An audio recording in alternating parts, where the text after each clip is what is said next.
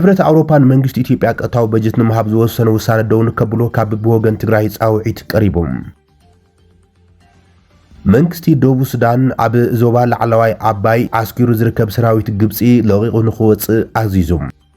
ፈረንሳ ኣብ ኣፍሪቃ ዞባ ምትዕንቃፊ ገጥማ ኣብ ዘለሉ እዋን ሓዱሽ ሽርክነት ኣፍሪቃ ንምጥንኻር ብፍሉይ ትደፍዓሉ ከም ዘላ ተገሊጸሎም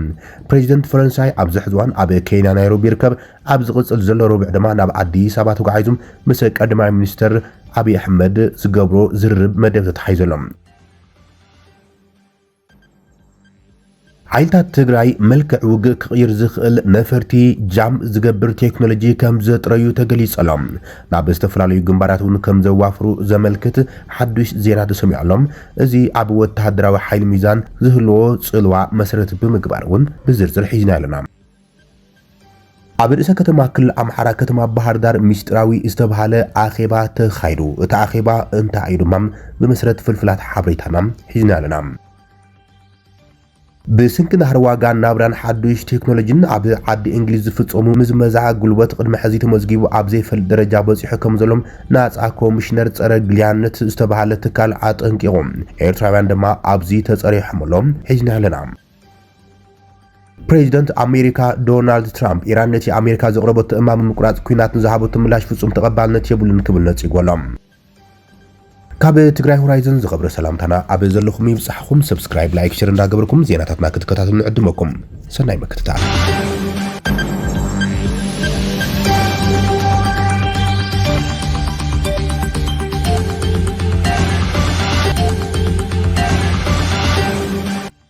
ሕብረት አውሮፓ ንመንግስቲ ኢትዮጵያ ቀጥታዊ በጀት ንምሃብ ዝሓዞ መደብ ደው ንከብል ካብ ብወገን ትግራይ ጻውዒት ቀሪቡ መንግስቲ ኢትዮጵያ ስምምዕነት ፕሪቶሪያን ዘይምኽባር ኣብ ዝሓንገደሉ ህዝቢ ትግራይ መከራታት ምብዛሕ ኣብ ዝቕጽለሎም ሕብረት አውሮፓ ንመንግስቲ ኢትዮጵያ ፋይናንሳዊ ምትሕባር ምግባር ኣይግባእን ኢሉ እቲ መግለጽ ሕብረት አውሮፓ ንመንግስቲ ኢትዮጵያ ክህቦ መዲቦ ዘሎ ገንዘብ እቲ መንግስቲ ኣብ ሓደገኛ ፖሊሲታት ዝኾነ ምምሕያሽ ኣብ ዘይርአያሉን ኣብ ልዕሊ ህዝቢ ትግራይ ንውዕሊ ፕሪቶሪያ ብምጥሓስ ዘብጽሑ ዘሎም ማዕልያ ዘይብሉ በደል ይቕጽለሉ ኣብ ዘለሉ ኩነታት ኣብ ግምት ዘየቶም ብምዃኑ ንኹንን ንቃወምን ክብሎም ዓለም ለኻዊ ዲያስፖራ መኸት ትግራይ ማሕበረሰብ ዩናይትድ ኪንግደም ገሊጾም መኸት ትግራይ ማሕበረሰብ ዩናይትድ ኪንግደም ናብ ኮሚሽን ዓለም ለኸ ምሕዝነት ሕብረት አውሮፓ ጆሴፍ ስኬላ ኣብ ጽሓፎ ደብዳበም እቲ ሕብረት ንመንግስቲ ኢትዮጵያ ንምሃብ መዲብዎ ዘሎ ስሩዕ በጀት ለቕሓን ሓገዝን ልዕሊ 539 ሚልዮን ዩሮ መንግስቲ ኢትዮጵያ ንውዕሊ ሰላም ፕሪቶሪያ ንጎኒ ብምግዳፍ ኣብ ልዕሊ ህዝቢ ትግራይ ዘውርዶ ዘሎ መከራ ክደፍኣሉ ዝሕግዝ ብምዃኖም ኣጥቢቕና ንኹንን ንቃወምን ክብሉ ገሊጾም መንግስቲ ኢትዮጵያ ሕዝቡን ጥሜት ከም መሳርሒ ጽንተት ገይሮም ኣብ ዝቕጽለሉ ዘለዋን ውዕሊ ሰላም ፕሪቶሪያ ዘይምኽባር ኣብ ዝሓንገደሉ ንህዝቢ ትግራይ መከራታት ምብዛሕ ኣብ ዝቕጽለሉ ዘለዋን ሕብረት አውሮፓ መንግስቲ ኢትዮጵያ ኣብ ምምሕያሽ አጀንዳታቱን ዘለና እምነት ብምባል ክህቦ ዝውስኖ በጀት ኣብ ባይታን ዘሎ ሓቂ ዘይተረዳም ምስ እዋናዊ ኩነታት እቲ ሃገር ዘይተናበበን እዩ ይብል ደብዳቤ ማሕበረሰብ መኸተ ትግራይ ዩናይትድ ኪንግደም ሁማን ራይትስ ዎች ኣብ ወርሒ ማይዛ ዘውፅኦ ሓቂ ከም ዘመላኽቶም መንግስቲ ኢትዮጵያ ኣብ ልዕሊ ትግራይ ከይዲ ዘርኢ ምጥፋን ከበድቲ ወጻዓታትን ከም ዝቐጸለን ብምጥቃስ 40 ኢታዊት መሬት ትግራይ ሕዝቡን ኣብ ትሕቲ ወራሪ ብምህላም ውዕሊ ሰላም ፕሪቶሪያ ብዝግባእ ክትግብር ዘይምዃሎም ዘመላኽት ምዃኑ ይሕብር እቲ ኮሚሽን ዓለም ለኸ ምሕዝነት ሕብረት አውሮፓ ጆሴፍ ስኬላ ዝተላእኸ ደብዳቤ ኣብቲ ጸብጻብ ከም ዘመልክቶም ማሕበረሰብ ዲያስፖራ ዩናይትድ ኪንግደም መኸተ ትግራይ ልዕሊ 2 ሚልዮን ተጋሩ ካብ መረበቶም ተመዛቢሎም ንሽዱሽተ ዓመታት ኣብ ሕማቅ ኩነታት ምህላዎም ህዝቢ ትግራይ ግልጋሎቱ ባንኪ ነዳዲ ኣፋውስ ግልጋሎት መጓዓዝያ ሕጽረት መሰረታዊ ሸቐጣት ተኸልኪሎም ብዕጽዋ ኣብ ዝኸፍእ ኩነታት ምህላውን እዚ ድማ ጥሜትን ሕማምን ከም መሳርሒ ጽንተት ናይ ምጥቃም ኩነታት ይቕጽለሉ ከም ዘሎም ዘመላኽት እዩ ይብል እቲ ደብዳቤ ሰራሕተኛታት መንግስቲ ወርሓዊ መሃዮም ተኸልኪሎም ተምሃሮ ዝግባእ ትምህርቲ ከይረኸቡ ተኣጓጉሎም ብስንኪ ኩናት ጽንተት ልዕሊ ሚልዮን ሰባት ህይወቶም ሲሎም ልዕሊ 120,000 ደቂ ኣንስትዮ ትግራይ ድማ ገዳይ ጾታዊ ዓመጽ ምዃኑ ብምግላጽ ዛጊት ተሓታት ዝኾነ በዓል ስልጣን ዘይምህላው ድማ ሓቢረሎም እዚ እውን ይብል ናብ ጆሴፍ ስኬላ ዝተጻሕፈ ደብዳቤ መንግስቲ ኢትዮጵያ ኣብ ልዕሊ ህዝቢ ትግራይ ዳግማይ ጥፋት ንምጅማር ኣብ ወሰናት ትግራይ ሰራዊትን ኣጽዋርን ኣብ ምጽጋዕ ከም ዝርከብን እዚ ከይኣክል ኣብ ኦሮሚያን ኣምሓራን ኣብ ዘይዛር ኩናት ኣእትዮም ከም ሃገር ኣብ ኩናት ኣእትዋ ኣብ ዘለሉ ኩነታት ሕብረት አውሮፓ ዝወሰነ ውሳነም ጉጉይን ንዘለዎ መንገዲ ጥፋት ዘተባብዕ ብምዃኖም ዳግም ክሕሰብሉ ዝግባእ ክብል ገሊጹ ዘሎም ማሕበረሰብ ዲያስፖራ ዩናይትድ ኪንግደም መኸተ ትግራይ ኣብ ደብዳቤኦም ብመንግስቲ ኢትዮጵያ ኣብ ልዕሊ ትግራይ ቁልዕ ዘረ ምጥፋእ ከም ዝተፈጸመም ፓርላማ ዩናይትድ ኪንግደም ኪንግደም ሓዊሱም ሚኒስትር ጉዳያት ወፃኢ ኣሜሪካ ኣብ ቤልጅየም ዩኒቨርሲቲ ጌንት ኣብ ኣሜሪካ ዩኒቨርሲቲ ያርሌም ኣምነስቲ ኢንተርናሽናልን ከምኡን ሁማን ራይትስ ዎችን ኣብ ኣፕሪል 2026 ብተወሳኺ መንግስቲ ኢትዮጵያ ኣብ ትግራይ ዓለምለኻዊ ሰብኣዊ መሰል ሰባት ዝጥሕስ ፍጻመ ከም ዝፈጸመን ኣብ ምርመራዊ ጸብጻባቶም ዕላው ብምግባር ኣብ ዘረጋገጽሉ ከይዲ ዝተዋሃቦ ዓለምለኸ ትኹረት ግን ውሕድ ምዃኑ ብምግላጽ ብመሰረት ዝበጽሕን ዘሎ ዓለምለኸ ጥሕሰት ሰብኣዊ መሰላት ዝግባእ ትኹረት ክወሃብ ከም ዝግባእ ድማ ጸዊዖም ማሕበረሰብ ዲያስፖራ ዩናይትድ ኪንግደም መኸተ ትግራይ ኣብ መዛዘሚ ደብዳቦም ሕብረት ኣውሮፓ ንመንግስቲ ኢትዮጵያ ዝገብሮ ሓገዝ ገንዘብ ደው ክብል ብምሕታት መንግስቲ ኢትዮጵያ ገንዘባውን ፖለቲካውን ቁጠባውን ዓቕሙ ተጠቒሞም ኣብ ልዕሊ ትግራይ ዝገብሮም ምጥሓስ መትከላት ሰብኣዊ መሰላት ህዝቢ ከይጋድድ ምእንታን እንትኸውን ኣብ መንጎ ህወሓትን መንግስቲ ፌደራል ዝተበጽሐ ስምምዕነት ሰላም ከኽብር እውን ድፊት ክግበርን ኣብ ትግራይ ኣጋጢሙ ዘሎ ጥሜት ንምፍታሕ ሰብኣዊ ሓገዝ ክግበር ዝተመዛበሉ ብሚልዮን ዝቑጸሩ ተወለድቲ ትግራይ ናብ መረበቶም ሕርሽኦምን ክምለሱ ጸቕጢ ክግበር ገበን ጽንተት ዝፈጸሙ ድማ ናብ ሕጊ ቀሪቦም ክፍረዱ ፍትሒ ክረኽቡም ሕብረት ኣውሮፓ ብትኹረት ክሰርሓሉም ጻውዒት ተቕሪበሎ ትደብዳበ መንግስቲ ደቡብ ሱዳን ኣብ ዞባ ላዕለዋይ ኣባይ ዝርከብ ሰራዊት ግብፂ ብቁልጡፍ ለቂቁ ክወፅእ ኣዝዩ ዘሎ እዚ ብሰብ ስልጣን ጁባ ዝወፀ ትእዛዝ ኩሉ ወተሃደራዊ ንጥፈታት ህላወ ግብፅን ኣብቲ ከባቢ ደው ንክብል ጻውዒት ተቕሪበሎ እቲ ጉምቲ ዝውሰድ ዘሎ ፕሬዚደንት ደቡብ ሱዳን ሳልቫኪር ኣብ ቀረባ እዋን ኣብ ኣዲስ ኣበባ ዘካየዶ ዲፕሎማስያዊ ዑደት ስዒቦም እቲ ውሳነ ምስ ኢትዮጵያ ዘለዎ ርክብ ብቐጥታ ዝተኣሰር ክኸውን ከም ዝኽእልዮም ግምታት ዝለዓሉ ዘሎም ምዕፃውቲ መደበር ሰራዊት ግብፂ ኣብ ፆታውን ስትራቴጂካውን መልክዕ ናይቲ ምብራቕ ኣፍሪቃ ከም ዓብይ ነጥቢ ቀይሮ ዝረአ ኮይኖሎም ግብፂ ኣብ ደቡብ ኢትዮጵያ ቀጥታዊ ወተሃደራዊ ህላውኣ ምጥፋእ ብፍላይ ኣብ መንጎ ካይሮን ኣዲስ ኣበባን ብስንኪ ዓብይ ግድብ ሕዳሴ ኢትዮጵያ ዘለዎ ውጥረት ልዑል ኮይኑ ይቕፅል እዩ ዘሎ ሚኒስትሪ ጉዳያት ወፃኢ ደቡብ ሱዳን ቅድሚ ሕዚ ኣብቲ ሃገር ህላዊ ወተሃደራዊ ማዓስከር ግብፂ መሰረት ዘይብሉም ወረ ክብል እኳ እናነፀጎ እንተመፀም እቲ ናይ ምዕፃው ትእዛዝ ግን ነዊሕ እዋን ዝፀንሐ መርማሪ ፀብፃባት ዘረጋግፅ ኮይኖም ህላዊ ወተሃደራዊ ኣባላት ግብፂ ኣብ ዕደና ነዳዲ ፓሎክን ካልእ ተሃዋሲ ከባቢታትን ዘቃልዕ እዮም እዚ ፍጻመ ኣብ ዞባ ዝለዓለ ፖለቲካዊ ውጥሪ ኣብ ዝረኣየሉ ዘሎ እዋን ምዃን እዮም ሱዳን ኣብ ቀረባ እዋን ንኢትዮጵያ መጥቃዕቲ ሰብኣ ኣልቦ ነፋሪት ኣካይዳ ብምባል ካብ ኣዲስ ኣበባ ኣምባሳደራ ፀዊዓ ምንባሩ ይዝከር እዮም ኣብዚ ከም ዝበለ ዝተሓላለኸ ዞባዊ ወጥሪ ደቡብ ሱዳን ሰራዊት ግብፂ ካብ ከባቢታት ዶብ ክወፅእ ምውሳና መንግስቲ ጁባ ካብ ካይሮን ላዕሊ ምስ ኣዲስ ኣበባ ዘለዎ ወተሃደራዊ ዲፕሎማስያዊ ርክብ ክጠናኸር ከም ዝመርፀም ንጹር ምልክት ኮይኑ ይረአ ኣሎ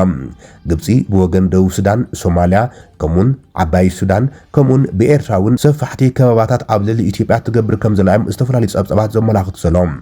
እዚ ከም ኢሉ እንከሎ ፕሬዚደንት ግብፂ ዓብዱልፈታሕ አልሲሲ ሎሚ ሰኒ ናብ ናይሮቢ ኬንያ ከም ዝኣተው ተገሊጾም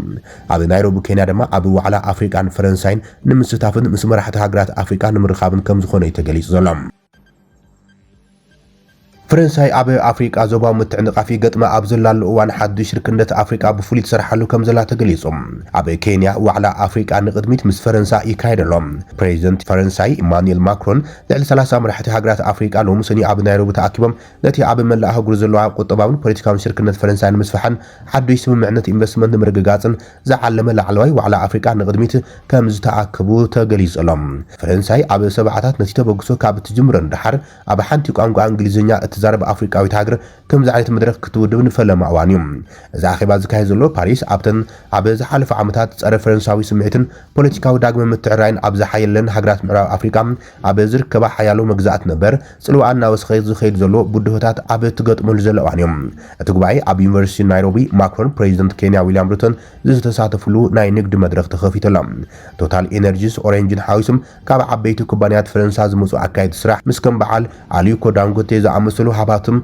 نغارو أفريقيا زعمسلو مرحتن نقد أفريقيا تسميرم لهم ماكرون أبي كينيا أبز قبرو من قستاو عدت فرنساو تكال مراخب CMC أبو ودب مومباسا زركم معرفن فرتي زمنا ونمقبار شوعاتم 80 مليون نيروم وافريق قبر مدب كمزلو أفريت أيام كينيا نتيو علات تقيمة مستي أتكبا برانات أنقد هقرو أفريقيا زتأثر زيادة وف فرنساي كتسحب تسعر لام بريزيدنت روتو ببزحي عدازلون هاجرات أفريقيا بزبلس أنا مدقاف أبي ممحاش عالماوي سرعة فاينانس في حزتك كايدون إنها دفع إيموزيوم إذا مرقص فرنسا بقصي زدوقفتهم منيستر قدات وصاي كينيا موساليا مودافيديم نرويترز أبزها بحبريتهم نيروبي كابتو على زرخبتهم وسنت وصيتات أبتي أبي إيفيان ለስ ቤንስ ዝካየድ ዋዕላ ጉጅለ ሸውዓተውን ክሕወስ ተስፋ ከም ዘለዋ ገሊጹ ሮቶ ብዕድመ ፈረንሳም ክሳተፍ ተጽሚት ይግበር ፈረንሳይ ኣብ ኣፍሪካ ዝነበራ ባህላዊ ጽልዋም ድሕሪቲ ካብ 2020 ጀሚሮም ኣብ ማሊ ቡርኪና ፋሶ ኒጀርን ዝተፈጸመም ወተሃደራዊ ዕልዋታት መንግስቲ እናወሰኸ ይኸይድ ኣሎም እቶም ስልጣን ዝሓዙ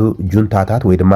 ወተሃደራውያን መራሕቲ ንወተሃደራት ፈረንሳ ካብ ሃገሮም ኣባይሮም ምስተዋሳእቲ ጸጥታ ሩስያ ዘሎም ርክብ እናደለሉ እዮም ዝርከቡ ማክሮን ኣብ ጎኒ ሩቶ ኮይኑ ኣብዛ ስሙዕ መድረም ፈረንሳይ ምስ መንግስታት ዘይምርዳ ኣብ ዝህልወሉ እዋን እውን ምስ ህዝቢ ኣፍሪካ ርክብ ንምዕቃብ ተወፋይነት ከም ዘለዋ ብምግላጽ ገለ መራሕቲ ኣፍሪካ ኣብቲ ዋዕላ ዘይምህሎም ዝስምዑ ስክፍታታት ድማ ነጺጎም ምስ ገለ ካብዞም መንግስታት ዘይክንሰማማዕ ንኽእል ኢና ምስ ህዝብታት ኣፍሪካ ግን ፈጺምና ዘይክንሰማማዕ ኣይንኽእል ኢና ክብልዮም ፕሬዚደንት ማክሮን ተዛሪቦም ፕሬዚደንት ኢማኑኤል ማክሮን ኣብ ሃገራት ኣፍሪካን ዘካየደ ዘሎ ዑደት ኣብቲ ዝቕፅል ዘሎ ረቡዕ ድማ ናብ ኣዲስ ኣበባ ተጓዒዞም ምስ ቀዳማይ ሚኒስትር ኣብይ ኣሕመድ ክዘራረብ መደብ ተታሒዘሎም እዚ ዳግም ምትእታው ፈረንሳይ ናብ ሃገራት ኣፍሪካ ኣብታ ሃገር ካብ ቻይናን ኣሜሪካን ዝተዓብለለ ማሕበረ ቁጠባዊ ንጥፈታት እታ ኣውሮፓዊት ሃገር ሚዛን ንምሕላው ተኣቱ ከም ዘላ ዘርኢ ይብሉ ተዓዘብቲ ፈረንሳይ ኣብታ ብባዕዳዊ መግዛእቲ እትገዝአን ዝነበረት ሃገራት ምዕራብ ኣፍሪካ ብቐንዱም ርክባታት ዝተሸርሸረው ኮይኖም እዚ ኣብ ኣፍሪካ ዝነበራ ጽልዋ ግን ብቁጠባዊ ዝምድናታት ምትሕባርን ከም ብሓዱሽ ክትሕድሶም ትደፍዓሉ ከም ዘላዩ ዘመልክት ዜና ሓይልታት ትግራይ ነፈርቲ ጃም ንምግባር ወይ ድማ ንምኽሻፍ ቴክኖሎጂ ከም ዘጥረዩ ወይ ድማ ከም ዘዋፈሩ ተገሊጾም እዚ ድማ ብዛዕባ ዞባዊ ድሕነትን ወተሃደራዊ ሚዛን እቲ ከባቢታት ሓዱሽ ስክፍታ ሒዙ ተቐልቀለ ኮይኖሎም ሓይልታት ትግራይ ምዕቡል ቴክኖሎጂ ጃሚንግ ነፈርቲ ከም ዘጥረዩ እቲ ካብ መቐለ ዝተሰምዐ ዜና ኣመልኪቱ ዘሎ ሓይልታት ትግራይ ምዕቡል ቴክኖሎጂታት ጃሚንግ ነፈርቲ ምጥራዮም ኣብ ሚዛን ሓይሊ ትኽልል ብዓቢኡ ክቕይር ዘኽእል ምዕባለ ከም ዝኾነ ይግለጽ ኣሎ ብዛዕባ እቲ ስርዓት ምክልኻል ኣየር ንጹር ሓበሬታ እኳ እንተዘየሎም ወተሃደራዊ ትንተንቲ ግን ኤሌክትሮኒካዊ ውግእ ኣብ መላእ ቀርኒ ኣፍሪቃን ዝካየዱ ግጭታት ዝገልጽ መለለዩ ኮይኖም ሰብዓ ኣልቦ ነፈርቲ ናይ ምዝራግ ስርዓታት ምኽሻፍ እተን ነፈርቲ ከምኡን ኣብ መርበባት ትእዛዝን ምቁፅጻርን ንምትእታው ከም ዘኽእል እዩ ተሓቢሩ ዘሎ ሓዱሽ ዓቕሚ ምግዛእ ሓይልታት ትግራይ ቴክኖሎጂ ኣየር ካብ ንኣሽቱ ኣጽዋርን ቀለልቲ ኣጽዋራትን ሓሊፎም ናብ ዝያዳ ዝተራቐቐ ወተሃደራዊ ሃርድዌር ይሰጋግሩ ከም ዘለዉ ዘመልክት እዮም እዚ ምዕባለ ኣብ መንጎ ሓይልታት ትግራይን ሰራዊት ፌደራልን ዝካየድ ዘሎ ወጥሪ ስዒቦም ዝመጽእ ዘሎ ኮይኖም ኣብ ዝሓለፉ ኣዋርሕ ክበታ ኣጽዋራት ናብ ዶባት ትግራይ ገጾም ከም ዝተንቀሳቐሱ ይዝግለጽ ጽልዋ ኩናት ሰብዓ ኣልቦ ነፈርቲ ኣብ እዋን ኩናት ትግራይ ዘይርሳዕ ኮይኖም እቲ ሓዱሽ ጃሚንግ ቴክኖሎጂ ንመጥቃዕቲ ሰብዓ ኣልቦ ነፈርቲ ክከላኸል ይኽእል እዩ ተባሂሎም ተጽቢት ዝግበረሉ እዮም ኩናት ሰብዓ ኣልቦ ነፈርቲ ኣብ መላእ ቀርኒ ኣፍሪካ ዝካየዱ ዘሎም እዋናዊ ግጭታት ድማ ከም ቀንዲ ተዋሳኢ ኮይኖሎም ሰራዊት ኢትዮጵያ ቅድሚ ሕዚ ዕጡቃት ሰብዓ ኣልቦ ነፈርቲ ከምኡን ከም ናይ ሩስያ ክራሱካ 4 ስርዓት ዝኣመሰሎም ናይ ኤሌክትሮኒክ ናይ ውግእ ዓቕምታት ተጻባኣት ስርሒታት ምዝራግን መራኸቢታት ሳተላይት ንምቁራጽን ይጥቀሙሉ ነይሮም ሓይልታት ትግራይ ጸረ ድሮን ጃሚንግ መሳርሒታት ብምጥራይ ነቲ ካብ ኣየር ሓይሊ ኣየር ኢትዮጵያ ዘለዎም ብልጫ ብቐጥታ ክቃለሱ ይኽእሉ እዮም እዚ ድማ ናብ ዝያዳ ዝተናውሐን ብቴክኖሎጂ ዝተሓላለኸን ምግጣም ከስዕብ ይኽእል እዮም እዚ ምዕባለ ቅድሚ ሕዚ ኣብ ትግራይ ዝተፈጸመ ምጥቃዕቲ ሰብዓ ኣልቦ ነፈርቲ ስዒቦም ዝመጽእ ዘሎ ኮይኖም ኣብ ከባቢ እንትጮም ሓደ ሰብ ዝቐተለም ካልእ ሰብ ድማ ዝቆሰለ ፍጻመ መጥቃዕቲ ድሮን ኢትዮጵያ ዘዘኻኽር እዩ እዚ ምግዛእ ክልቲኦም ወገናት ቴክኖሎጂካዊ ልዕሊ ዓቐን ንምርካብ ይወዳደሩ ከም ዘለዉ ድማ ዘመልክት ዜና ኮይኑሎም ኣብ ርእሰ ከተማ ክልል ኣምሓራ ከተማ ባህር ዳር ሚስጥራዊ ዝተባሃለ ኣኼባ ከም ዝተኻየደ ተፈሊጡ እቲ ጸብጻብ እዚ ብቐጥታ ካብ ላዕለዎት ኣካላት እቲ ክልል ክትትል ዝተገብረሎም ብኣባላት ድሕነት እቲ ክልል ከም ዝቐረበ ኣብቲ ከባቢ ዘለዉ ምንጭታት ዜና ኣመልኪቶም እቲ ብኮድ 9753 ዝቐረበ ጸብጻብ ኣብ ትግራይን ዞባ ምዕራብን ዘለዎ ወቕታዊ ፖለቲካዊ ኩነታት ዝተገምገመ ኮይኖም ንተሳተፍቲ እቲ መድረኽ ዘደንገጸን ዘገረመን ጥረ ሓቅታት ከም ዝነበሩ እውን ምንጭታት ባና ወልቃይት ወሲኾም ገሊጾም ቀንዲ ንጥፍታት እቲ ጸብጻብ ብዛዕባ ሰራዊት ትግራይ እቲ ሰራዊት ትግራይ ተበታቲኑ ከም ዘሎን ሓድነት ከም ዘይብሉን ዝብል ዝነበረም ቅድም ክብል ዝነበረ ገምጋም ጌጋ ከም ዝነበረም ኣብቲ ገምጋም ምትእማን ዝተገበሩ ምዃኖም ዝተገለጸ ኮይኖም እኳ ደኣ ዝተወደበ ልምዲ ዘለዎን ድኽመታቱ ኣሪሙ ተልእኾ ብብቕዓት ንምፍጻም ዘኽእሉ ዓቕምታት ይውንን ዘሎ ሰራዊት እዩ ክብሉ ስጋኣቶም ገሊጾም ይብል ዘይተገመተ ጥምረት ወይ ድማ ጽምዶ ድማ ኣብ መንጎ ዝተፈላለዩ ሓይልታት ዝፍጠር ዘሎ ስጡም ርክብን ጽምዶን ንሰራዊት ትግራይ ዓብዪ ሞራል ከም ዝኾነን ንመጻኢ ድማ ዘይተገመተ ኪሳራ ከብጽሕ ከም ዝኽእልን ብዓውታን ድንጋጸን ተደምዲሙ እቲ መድረኽ ይብል ድሌት ህዝቢ ዞባ ምዕራብ ትግራይ እቲ ዝኸበደ ስንባደ ዝፈጥረ ነጥብ ድማ ኣብ ዞባ ዘሎ ናይ ህዝቢ ድጋፍ ይብል መንእሰይ ወይ ድማ ወርቀኛም እቲ ዝበዝሐ ቁፅሪ መንእሰይ ነቲ ዘሎ ምምሕዳር ከም ዘይደግፎ ገምጊሞም ይብል መብዛሕትኡ ሰራሕተኛ መንግስቲ ቤት ምክሪ ትግራይ ናብ ቦትኡ ክምለስ ዝፅበን ነቲ ናይ ቀደም ስርዓት ወያንም ዝናፍቕ ክፋል ሕብረተሰብ ኣብ ምዕራብ ትግራይ ከም ዘሎም ወሲኾም ስጋኣቶም ገሊፆም ይብል እቲ ዜና ዝባኸነ ዕድል ከም ዘሎን ኣብ ትግራይ ዘሎ ናይ ማህያ ክፍሊትን ቁጠባዊ ፀገምን ከም ዕድል ክንጥቀመሉ ኣይከኣልናን ዝብል ወቀሳውን ኣብ ኣብቲ መድረኽ ቀሪቡ ይብል መንግስቲ ብልጽግና ህጹጽን ዘይተገመተን ስጉምትን ተዘይወሲድም ህወሓት ዳግመ ውደባ ገይሮም ከቢድ ክሳራ ከብጽሕና እዩ ዝብል ስጋት ብምግላጽ እቲ ገምጋም ዝሃዚሞሞ ይብል እቲ ባና ውልቃይት ዘርጉ ሓበሬታ ብስንኪ ናህሪ ዋጋ ናብራን ሓዱሽ ቴክኖሎጂን ኣብ ዓዲ እንግሊዝ ዝፍጸም ዘሎ ምዝመዛ ቅድሚ ሕዚ ተመዝጊቡ ኣብ ዘይፈለጥ ደረጃ ከም ዝበጽሐ ተገሊጾም ኣብ 2025 ልዕሊ 23000 ግዳያት ዘመናዊ ግልያነት ናብቲ ኮሚሽን ቀሪቦም እዚ ከዓ ኣብ ዝሓለፈ ዓመት ብ22 ሚእታዊት ወሰኺ ርዩን ቅድሚ ሕዚ ተበፂሑ ዘይፈልጥ ኣሃዝን ምዃኑን ተገሊጾም እቲ ጸብጻብ ከም ዝሕብሮም ኣብ ልዕሊ እዚ ኣብዚ ገበናት ዝተዋፈሩ መርበባት ህጹጽ ስጉምትን ተዘይተወሲዶም ኣብዚ መጽ ዓመታት ምስጋር ደቂ ሰብ ብኣስገዳዲ ምስራሕን ምዝመዛ ንምልላዩ ኮነም ብውጋዱ ኣዝዩ ኣጸጋም ክኸውን ይብል እትጸብጻብ ካብቶም ኣብ 2025 ግዳያት ዝኾኑ ዝኽእሉ ሰባት እቶም ልዕሊ 20 ሚእታዊት ዜጋት ዓዲ እንግሊዝ እዮም በዚ ድማ ዝዓበየ ብጽሒት ሒዞምሎም ዜጋታት ኤርትራ 13 ሚእታዊት ብምዝጋብ ካልኣይ ዝለዓለ ደረጃ ክሕዙን ከሎም ዜጋታት ቪየትናም ድማ 9 ሚእታዊት ሒዞምሎም ዓባይ ብሪጣንያ ብሓፈሻ ካብተን ብበዝሒ ኤርትራውያን ዝነብሩለን ሃገራት ኣውሮፓ ሓንቲ እያ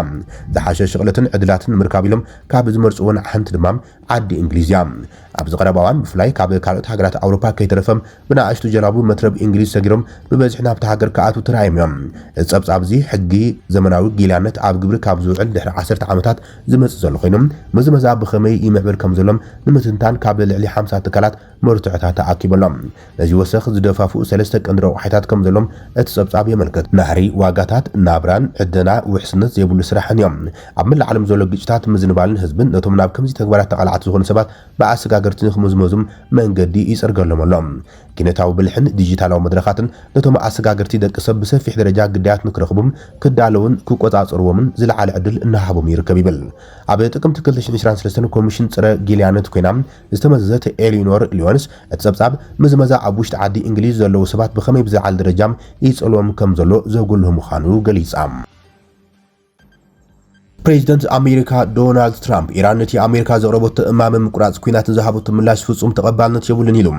ማዕከን ዜና ኢራን ታስያንም ቴህራን ብመንገዲ ታክም ሞንገኛ ክልቲን ሃገራት ኮይና ክትጽዕር ጸንሐት ፓኪስታን ዝለኣኸት እማም እቲ ኩናት ኣብ ኩሉ ግንባራት ብቕጽበት ደው ክብል እገዳ ሓይሊ ባሕሪ አሜሪካ ደው ክብልን ኣብ ልዕሊ ኢራን ተወሳኺ መጥቃዕቲ ከይፍጸም ውሕስነት ምሃብን ዘጠቓልሎ ምዃኑ ገሊጾም ዋላ እኳ ሓሊፉ ምልዋእ ተኽሲ እንተሃሎም እቲ ኣብ ለካይቲ ብኣሜሪካን እስራኤልን ዝተጀመረ ኩናት ንምቁራጽ ዝርብ ንምሽቻም ዝዓለመ ተኽሲ ደው ምባል ተገይሮም ጸኒሕዮም ኣብ ዝሓለፈ ሰሙን ትራምፕ ኣብ ኢራን ዝካየድ ዘሎ ኩናት ቀልጢፉ ክውዳእ እዩ ክብል ተዛሪቡ ነይሮም ቀዳማይ ሚኒስትር እስራኤል ቤንጃሚን ኔታንያሁ ግን ቅድሚቲ ኣንጻር ኢራን ዝካየድ ኩናት ምዛሙም ኢራን ዝኣከበቶ ዝማዕበለ ዩራኒየም ክወፅእ ኣለዎ ኢሎም ኔታንያሁ ምስ 60 ደቃይቕ ሲቢኤስ ኒውስ ኣብ ዝገብረ ቃል ምሕተት ሕዝቡን ክፈልሱ ዘለዎም መማዕበሊ ቦታታት ኣለዎ እዮም ኢሎም ብሰንበት ፕሬዚደንት ኢራን ማሱድ ፔዜሽኪያን ንእማመ ቴህራን ብቐጥታ ከይጠቐሰም ኣብ ቅድሚ ጸላኢ ፈጺምና ርእስና ኣይነድንንን ብዛዕባ ትዘተም ወይ ድርድር ምልዓል ድማም ኢድካ ምሃብ ወይ ንድሕሪት ምምላስ ማለት ኣይኮነን ኢሎም ትራምፕ ኣብ ትሩዝ ሶሻል ኣብ ዝርግሑ ጽሑፍ ካብቶም ወከልቲ ኢራን ዝበሃሉ ዝረኸብክዎ መልሲ ኣሚበ ኣለኹም ኣይፈተኽዎን ፍጹም ተቐባልነት የብሉን ክብል ይጽሒፎም ማዕከን ዜና ኣሜሪካ ኣክሲዮስ ከም ጸብጽቦም እቲ 14 ነጥብታት ዝሓዘ በዓል ሓደ ገጽ ሰነድ ስምምዕ ኣሜሪካ ምቁራጽ ምምዕባል ኒውክሌር ኢራን ምልዓል እገዳ ከምኡውን ናጻ ምትሕልላፍ መስመር መጻብ ሆርሙዝ ናብ ንቡር ምምላስ ዝኣመሰሉ ድንጋጌታት ዘጠቓልል እዮም ክልተ ሰበስልጣን ኣሜሪካን ካልኦት ክልተ ምንጭታትን ኩሎም ስሞም ዘይተጠቐሰ ብዛዕባ እቶም ግዳያት ሓበሬታ ሂቦም ኣሎም እዞም ምንጭታት ሓይሉ ኣብ ሰነድ ካብ ዝተቐመጡ ውዕላት ኣብ መወዳእታ ዝብጻሕ ስምምዕ መወከሲ ከም ዝኾኑ ገሊጾም ኢራን ምጻብ ሆርሙዝ ምዕጋታ ቀጺላትሉ ዘላ ኮይና እዚ ድማ ዋጋ ነዳዲ ዓለም ክውስኽ ገይርዎ እዮም ኣሜሪካ ብወገናን ወደባት ኢራን ብምዕጻው ቴህራን ክትሰማማዕ ጽቕጢ ክትገብር ጸኒሓላ እዚ ስጉምቲ ድማ ንኢራን ኣቆጢዕዋ ይዝርከብ ሓይልታት እስራኤልን ኣሜሪካን ብ28 ለካይት ኣብ ልዕሊ ኢራን ሰፊሕ መጥቃዕቲ ኣየር ከፊቶም ካብ ዝሓለፈ ወርሒ ጀሚሮም ድማ ተኽሲ ደው ምባል ተገይሩ እዩ ዝርከብ ክቡራትን ፍትዋትን ተኸታተልቲ ዜናታትና ንይሰዓ ዝበልናዮም ሓደሽቲ ምዕባለታትን እዋናዊ ዜናታትን ኣብዛዚምና ንምክትታልኩም ነመስግን ሰላም